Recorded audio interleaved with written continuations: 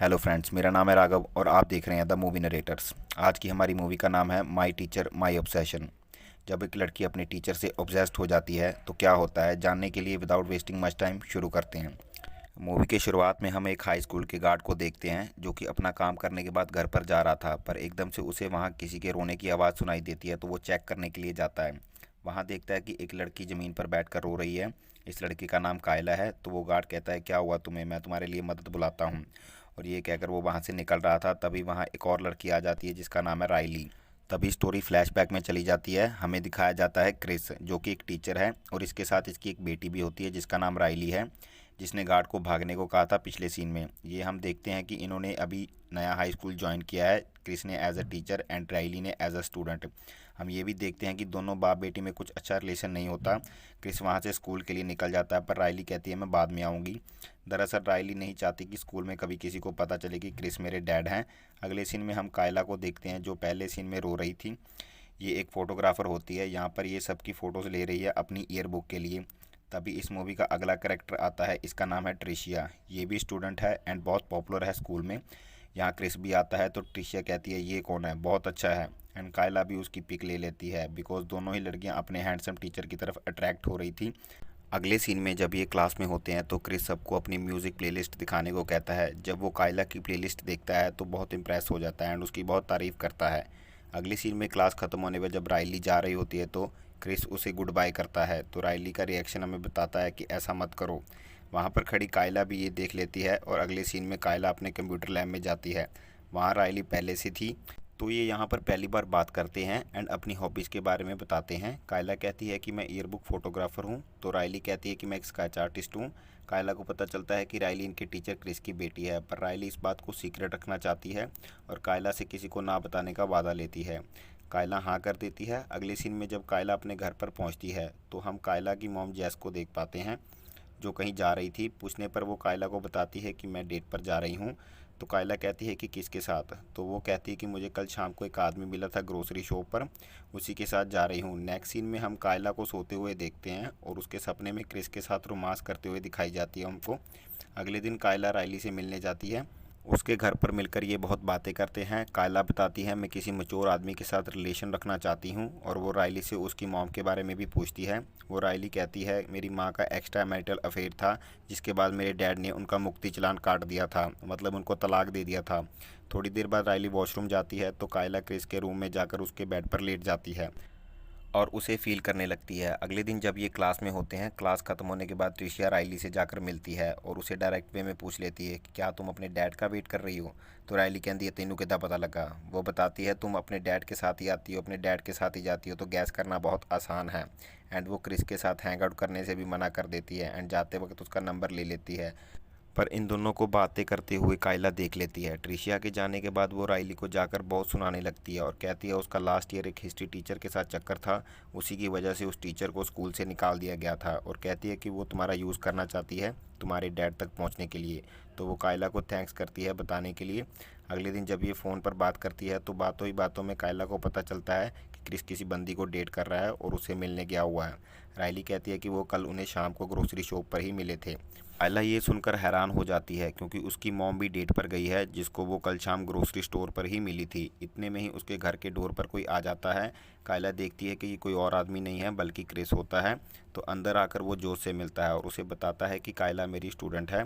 तो जोश कहती है कि मुझे नहीं पता था कि स्कूल के टीचर्स इतने हॉट होते हैं। तो क्रिस कायला से कहता है कि क्या तुम्हें कोई एतराज़ तो नहीं, पर वो अगो कहती है कोई चक्कर ही नहीं। पर वो अंदर से बहुत बुरा फील कर रही थी, तो वो जानबूझकर क्रिस पर पानी गिरा देती है जिससे उसकी शर्ट ख़राब हो जाती है। इसलिए अब ये बाहर डेट पर नहीं जा सकते। तो क्रिस इनके घर पर रुक जाता है एंड ये लोग रात को डिनर करते हैं। जब ये लोग टेबल पर होते हैं तो कायला को रायली का मैसेज आता है, तो उसे बता देती है अपनी मॉम एंड क्रिस के अफेयर के बारे में। वो भी बहुत हैरान हो जाती है। हम देखते हैं कि ये काफ़ी क्लोज आ जाते हैं पहली डेट पर। कुछ देर बाद कायला अपने रूम में चली जाती है, फिर क्रिस एंड जोश किस भी करते हैं।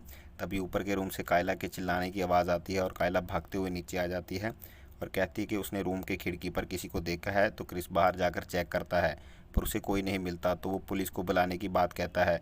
पर कायला ये कहकर उसे मना कर देती है कि मैंने उस बंदे की शक्ल भी नहीं देखी। माहौल थोड़ा सा शांत होता है तो जोश कॉफ़ी बनाने चली जाती है। फिर कायला क्रिस से बात करती है। वो कहता है कि आज मैं यहीं रहूँगा तो वो उसे राइली के बारे में पूछती है। वो बताता है कि वो ट्रिशिया के साथ शॉपिंग पर गई हुई है। ये सुनकर कायला को बहुत गुस्सा आता है। अगले दिन जब क्रिस नहा रहा होता है तो वॉशरूम में, तो कायला को पता होता है, ये जानबूझकर दरवाज़ा खोल देती है। तो कायला उसे सॉरी कहती है। बाद में क्रिस एंड राइली स्कूल के लिए निकल जाते हैं। तो क्रिस कायला से माफ़ी मांगता है सुबह वाले इंसिडेंट के लिए। तो कहती है कोई बात नहीं। तभी राइली भी आ जाती है और ये लोग स्कूल चले जाते हैं। अगले सीन में राइली कायला के पास आती है और उससे पूछती है कि तुम कंप्यूटर लैब में क्यों नहीं आई। तो वो कहती है बस ऐसे ही नहीं आई, अब तो तुम्हारे नए दोस्त बन गए हैं। और उससे कहती है कि मैंने तुम्हें ट्रिशिया से दूर रहने को कहा था, वो तुम्हारा यूज़ करके तुम्हारे डैड तक पहुंचना चाहती है।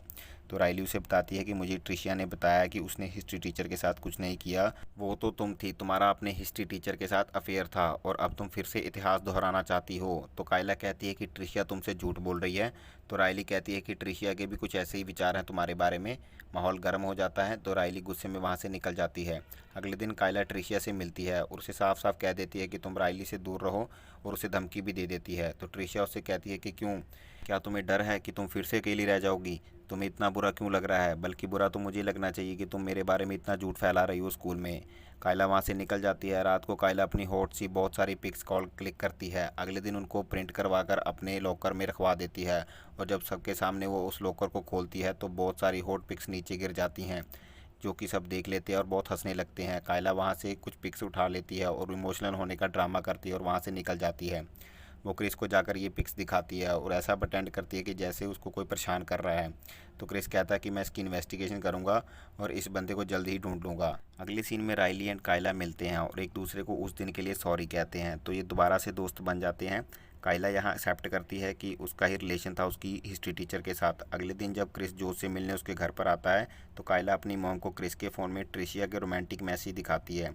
इससे जोश को ऐसा लगता है कि क्रिस सही आदमी नहीं है, इसका अपने स्टूडेंट्स के साथ अफेयर है, तो वो उसे अपने घर से बाहर निकाल देती है। पर ये सब एक चाल होती है कायला की। दरअसल इसने अपने फ़ोन से क्रिस को वो मैसेजेस किए होते हैं ट्रिशिया बनकर। बाद में जब क्रिस परेशान होकर बाहर गाड़ी में बैठा होता है तो वहाँ कायला आ जाती है। तो क्रिस बताता है कि मैंने कभी भी ट्रिशिया के मैसेजेस का कभी भी रिप्लाई नहीं किया। पर यहाँ कायला के इरादे कुछ और ही होते हैं। वो उसे सिड्यूस करने लगती है एंड ज़बरदस्ती किस करने लगती है। अगले दिन क्लासरूम में पुलिस आती है ट्रिशिया को लेने के लिए, क्योंकि कायला ने उसे फंसा दिया था। जो मैसेज उसने कल क्रिस को किए थे वो उसने ट्रिशिया बनकर किए थे एंड पुलिस को वो फ़ोन ट्रिशिया के लॉकर में मिलता है। तो पुलिस वाले इसको ले जाते हैं। वेल, इस पर एक और इल्ज़ाम था कायला के प्राइवेट फ़ोटोज़ को लीक करने का। शाम को जब कायला राइली की पार्टी पर जाती है तो उसे बियर की बोतल गिफ्ट करती है।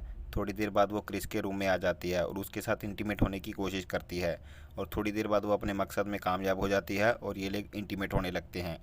तभी वहाँ पर राइली भी आ जाती है। इन्हें इस कंडीशन में देखकर वो गुस्से में वहाँ से निकल जाती है।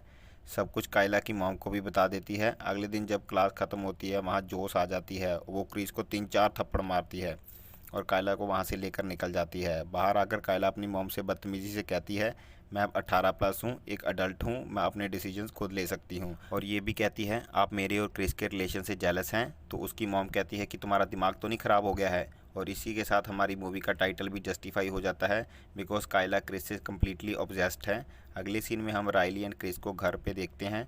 क्रिस राइली से माफ़ी मांगता है और कहता है कि मैं तुम्हारी माँ के जाने के बाद अकेला रह गया था, इसलिए मैं ये गलती कर बैठा, इस बात का पछतावा मुझे ज़िंदगी भर रहेगा। तो ये बात पर राइली उसे माफ़ कर देती है और अपने डैड के गले लग जाती है। अगले सीन में कायला ट्रिशिया को कॉल करके मिलने बुलाती है और जब ट्रिशिया वहाँ पहुँचती है कायला के पास तो कायला उससे कहती है तुमने मेरे साथ ऐसा क्यों किया, मेरी हॉट पिक्स को लीक क्यों किया। पर ट्रिशिया मना कर देती है।